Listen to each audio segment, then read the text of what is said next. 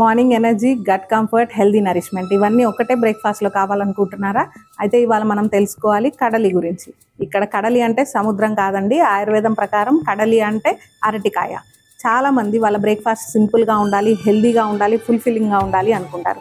వారి కోసమే మేము ఇంట్రడ్యూస్ చేసాం చాలా హెల్దీ అండ్ హైజీనిక్ వేలో ఎటువంటి న్యూట్రియంట్ లాస్ లేకుండా మన ఆహారం స్టోర్లో రా బనానా పౌడర్.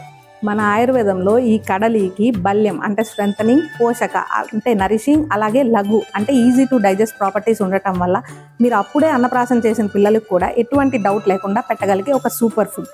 అలాగే ఇది మన కిడ్స్కి overall nourishment and strength provide చేయడంతో పాటు లో ఎనర్జీ లెవెల్స్తో బాధపడే అడల్ట్స్ కూడా చక్కగా తీసుకోవచ్చు.